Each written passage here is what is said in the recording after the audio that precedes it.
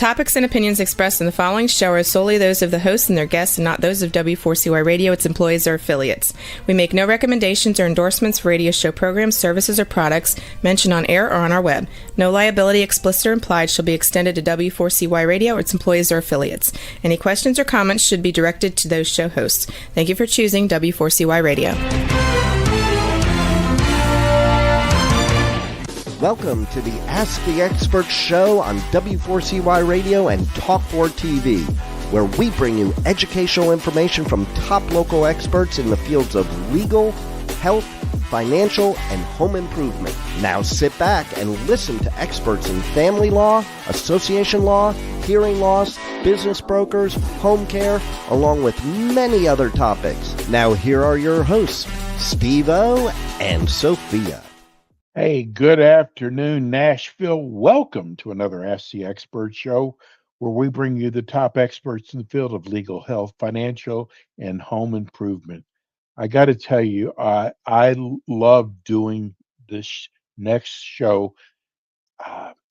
About 12 years ago, I had LASIK, and I'm telling you, it changed my whole life. It was so, first of all, I felt no pain. It literally took minutes, not even hours, literally took minutes. And I could actually throw my reading glasses away. And so when we start getting all these email from our great listeners saying, how come we don't do an ophthalmology show? And I start thinking, God, I had LASIK, and it is important. We start searching for a expert, which we found in Wang Vision Institute, the top ophthalmologists, and they also do optometry, and actually the state of Tennessee.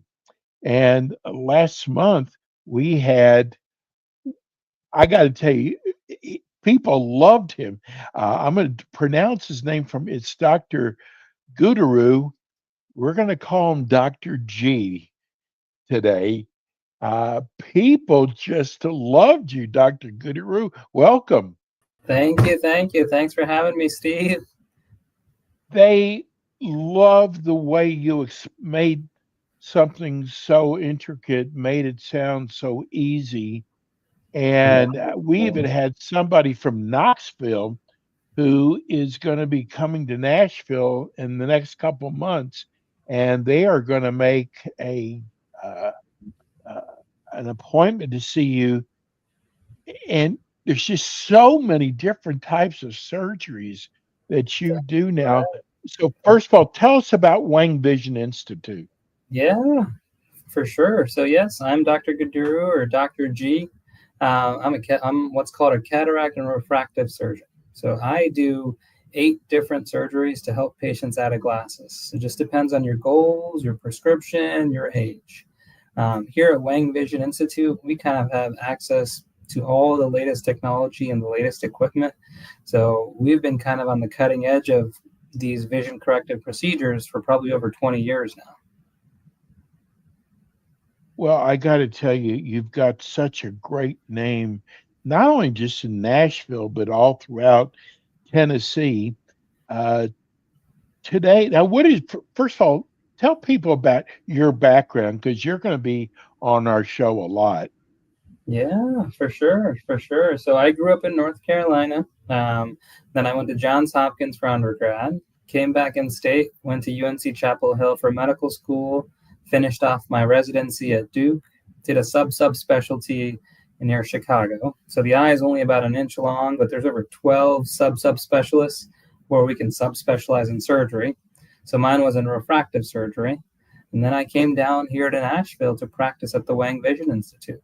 So for me, I love helping patients get rid of glasses. So that's kind of my passion. When did you decide that you wanted to go into ophthalmology? So initially, my background is actually biomedical engineering and applied mathematics. And then from there, I decided to go to medical school. And I thought maybe I'd want to do cardiology, but then I found the eyes and just fell in love with them. I mean, Oh, it's just okay. very objective. And with my background, I love how objective and quantitative it is. There's so much technology, so many different kinds of lasers. I can just kind of diagnose a problem, treat it medically, treat it surgically without having to really refer. And I love that aspect of it. And kind of like you were I got to describing, tell you, I love seeing patients come back the next day just saying, "Doc, my life has changed." I love that. I love it. yeah, that's what I was going to say to Yeah. you because I know that when I sat down and had the LASIK done, um, I couldn't believe how clear things were. And to be able to read something without having to put glasses on. And it changed my entire life and how simple it was, Dr. G. That's right. That's right. That's right. So we're going to be talking today about refractive exchange, which we're just going to call it RLE. Tell us, how does that differ from, say, LASIK or the smile surgery we spoke about? Yeah, 100%. So let's kind of start with the model of the eye. So light shines through the cornea, which is called the window. And then from there, it goes through the pupil. And then from there, just like a camera has a lens or eyeballs have a lens, goes through that natural lens. And that cornea and that lens together bend the light to focus onto the retina. That's where all the rods and cones are that processes that signal. So if light doesn't quite focus onto the retina, glasses or contacts push the light back onto the retina. So in LASIK or SMILE, we reshape that cornea so that light focuses onto the retina. In RLE, or a clear lens exchange, or refractive lens exchange, we're actually doing what's called a lens-based surgery. So we're actually going in there, inside of the eye, removing the lens of the eye, and putting in more of an enhanced lens. So what happens as we get older is that natural lens in the eye starts to get more and more stiff. And when that happens, we lose the ability to read without readers. And that's why people need bifocals or progressives or over-the-counter cheaters. So with this surgery, we go in there, remove that stiff, dysfunctional lens, and actually put in what's called an enhanced lens or a forever young lens. There's different category of lenses that essentially get rid of glasses for the distance and up close. Who's would you say is a good candidate for RLE? So the ideal RLE candidate is people with very high prescriptions where we can't do LASIK, or mainly the biggest group is people that have lost their ability to read without readers. So this is going to be that age group of people starting from 40 and above. Typically 40 is when that reading starts to go. So those are the ideal candidates. Another advantage of this surgery is these patients never develop cataracts. So people that have early cataracts but may not qualify from an insurance standpoint for surgery, this is still a great option for them because one, they'll never need cataract surgery again, and then two, they can get rid of their glasses. Wow. So is it better to have the RLE than cataracts? The cataract surgery? Good question. So if we talk about that same model of the eye, once that lens becomes stiff, that same lens starts to become gray and cloudy and opaque, kind of like our hair. And that's what we call a cataract. So it's the same procedure, actually, when we're doing this clear lens exchange. It's the same surgery as cataract surgery. We're just doing it at an earlier stage. So in both scenarios, we're getting rid of that old lens and putting a more enhanced functional lens for the patient. What about, I know that people are thinking right now, can you go back to work after you have this surgery? Yeah, good question. Like right away, can you go back the next day? Yeah, 100%. So Wow. We typically can do both eyes on the same day. We still see patients back the next day. I tell everyone the vision may still be a little blurry, but they're going to be 100% functional already. Really no restrictions in terms of TV, screens, things like that. We do say try to avoid heavy lifting or bending or straining because we close all the wounds without a stitch. So this entire procedure is bladeless and stitchless. And so we say just take it a little bit easy while kind of everything secures into position. And within a week or two, patients have even forgotten that they used to wear glasses. Wow. Do you see the demographics for RLE being an older demographics? Because I know with cataracts, it's usually an older demographic. That's right. No, so my RLE patient population, kind of like you noted, we probably do the most in the entire state, is kind of anyone in that 40s to 50 range. So people that just don't like having multiple readers in the house, people that don't like the bifocals, people that have worn multifocal contacts, but now they don't want to wear contacts anymore. So about 20% of my patient population is this RLE category. Okay, so you know what, this all sounds great, but I got to ask this: like, are there potential? I know there's potential risk with everything, but 100%. what are the potential risk or side effects with the RLE? 100%. Like you said, I mean, any surgery, any procedure has risks. All the risks are extremely rare, extremely small, less than 1%. But these risks include what we call infection of the eye, very rare risk of what's called retinal tears or detachments. And then more common things would include things like dry eye. So patients have a little bit more dry eye for about a month, but then kind of goes back to their baseline. And another common thing is what we call the side effects of the new enhanced lens. So oftentimes, sometimes with the new enhanced lens, while patients can get the full range of vision, some patients may have some issues with nighttime glare and halos. Even those, most patients adapt. So the more common things are a little bit of the glare and halo, a little bit of dryness, and the more serious things are kind of infection and inflammation. We just got our first text from Ron. I just found your show. I'm so glad somebody's finally doing a podcast on this.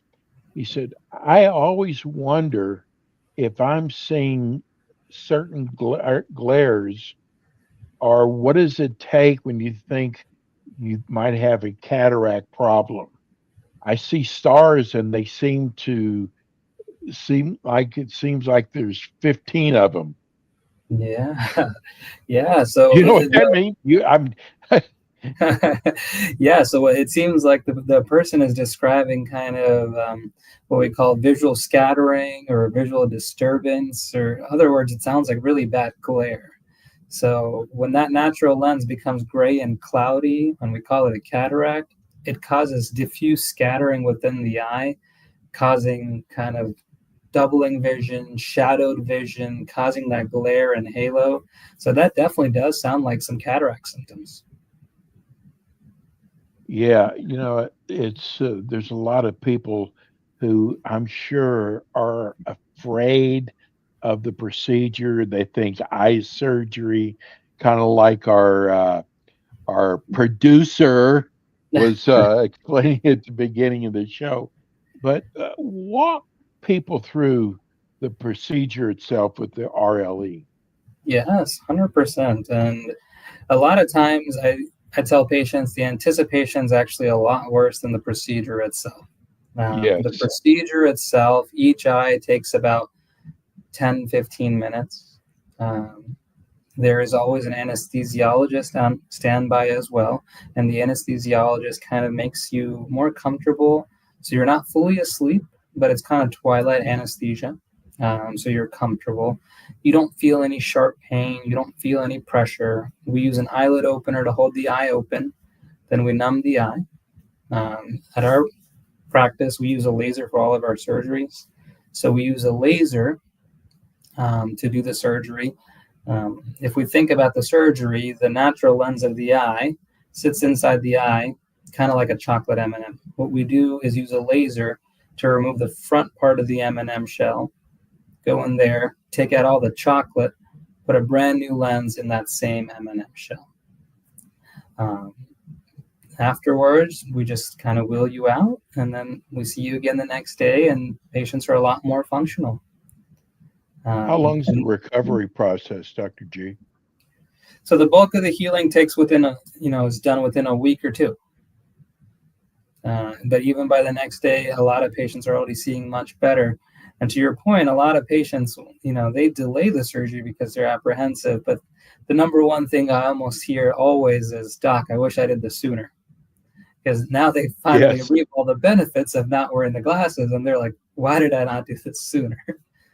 And the same goes for clear lens exchange, this surgery, or even when we do cataract surgery, because even in those cases, we can get rid of glasses. I tell you what surprised me was now with the RLE, they told me with LASIK it would last about 10 years. And I was really totally happy with that. But it's been 13 years, Dr. G, and I Wow, still don't need glasses. that's What amazing. about RLE? Good question. So with RLE, sometimes patients may need what's called an enhancement. So if you end up a little off target, we can always do a LASIK to fully get rid of that prescription. But assuming you don't need that and everything goes great, the lens lasts lifetime. So you never develop a cataract and the lens lasts a lifetime. In fact, at our practice, we call the procedure the forever young lens procedure because we That put in a makes sense. lens that lasts forever. So eventually, the only thing that eventually you'll ever need is what's called scar tissue removal. So the new lens that we put in will develop some scar tissue, and that could develop in months or weeks or years. And when that happens, we just do a laser in the office to remove the scar tissue. So we don't have to go back to the surgery center or anything like that. Here's a really good text. I just found your show. Thank you so much for bringing a show like this to Nashville. I have actually heard of Wang. They've got a very good reputation. Your ophthalmologist seems to know so much about this. Is it? Is there anything coming up around the bend that's exciting, that's new in the field of ophthalmology? 100%, 100%. Oh, That's are one there of the really? reasons I went into ophthalmology. I mean, ophthalmology is very cutting edge because of how quantitative it is and how much technology we use. Things are rapidly always changing. So, kind of in my subspecialty, and what I'm kind of the subspecialist for is the different kind of lenses. So, when we remove that old dysfunctional lens, there's a whole host of manufacturers and companies that sell different technologies, different lens options for patients. And so my expertise is kind of determining which lens is the best for which patient. So currently the kind of the most advanced lens technology is we can put the equivalent of a progressive lens, a bifocal lens, in the eye. So that gets rid of the nearsightedness, astigmatism, farsightedness. In the pipeline and kind of also on the market, they're coming out with lenses where once you put the lens in there, if people need a little bit of a tweak, we can still adjust it in the office without taking you back to the surgery center. Probably where they're doing some few trials right now, they're trying to recreate our natural lens as if when it was 20 years old. So, when we're 20, that lens can just naturally look at all range of vision without glasses. It's called accommodation. So they're also looking into accommodation lenses. And this condition is basically called presbyopia, where people need reading glasses. They're also about to launch a new laser. What we do with that new laser is kind of treat on the white part of the eye, and that makes that lens a little less stiff again, giving that ability back naturally. So lots of exciting stuff coming out in the pipeline. Yeah, I've got a strange question for you because if you keep up with politics the way I do, Elon Musk said, and he didn't say when or how or where, he said he's going to be able to cure some types of blindness. Is that possible? It really depends. Kind of like what I was saying, the eye is 1 inch long, and there's over 12 subspecialists within the eye. So the eye is kind of like a computer. So it depends on which part of the eye is causing the blindness. But yes, there are huge amounts of research and funding being studied for various types of blindness. There's a lot Oh of my blindness gosh. from due to genetic conditions. There's lots of blindness from due to retinal conditions. And recently they've started some stem cell therapies and new injections that can actually allow patients to see. So previously, patients that were able to see nothing are now able to see some shadows and some light, which to them, that's still a huge difference. Yes. What That's right. causes color blindness? A combination of genetics, family history. It's kind of a combination of two things. One, visual processing that happens in the brain, but then two, kind of the receptors and everything of what's called the optic nerve. So the optic nerve is the cable that connects the eye to the brain. And then very rare conditions like autoimmune conditions, nutritional deficiencies, those can cause what's called acquired color blindness. So people may not be initially colorblind, but could develop it if they have kind of medical conditions going on. What, there's got to be some misconceptions about RLE. What are some of the common ones? Yeah, one of the biggest misconceptions is, one, people think it's LASIK. Anytime people think of ophthalmology or eye surgery, LASIK has just, it's one of the most popular procedures out there. So patients attribute any eye surgery to LASIK. But it's not LASIK. LASIK or SMILE, both of those work on the cornea and they reshape the cornea. But it's not doing anything to that stiff lens where we've lost that ability to read, and that's going to slowly get worse and worse. Other misconceptions, people think it's not safe. They're thinking, hey, why are you doing the surgery before a patient develops a cataract? And oftentimes, a lot of people just don't have the experience. They're not sure how to navigate the field, and so they just say, oh, it's not safe. But in fact, it's often the safer procedure for the patient, especially when you're thinking about long-term and longevity. It's so obvious you love ophthalmology, Dr. G. Thank you. We've got a couple of minutes. First of all, let's tell people how they can reach your office and your website. Yes. So we are in Nashville. Our practice is Wang Vision Institute. You can reach us multiple ways. Our phone number is 615-321-8881. You can also go to www.wangvisioninstitute.com. And over there, you'll kind of see our entire website. We talk about every single one of the procedures that we do. We also have a space there for patients to submit questions, and we have somebody that will actually help answer those questions, facilitate those questions. One of Do the you other do things that anything we offer, pediatrics, Dr. G? we'll see kids once they kind of have more of a stable prescription, if they're able to kind of cooperate and sit at the slit lamp exam. But if they're still not able to sit and cooperate, then we recommend a pediatric ophthalmologist. Okay. And you also do optometry too, right? That's right. So we also have in-house optometrists, and they'll assist with kind of general medical exams, glasses, and they actually are also very instrumental in helping seeing some of the preoperative patients for us.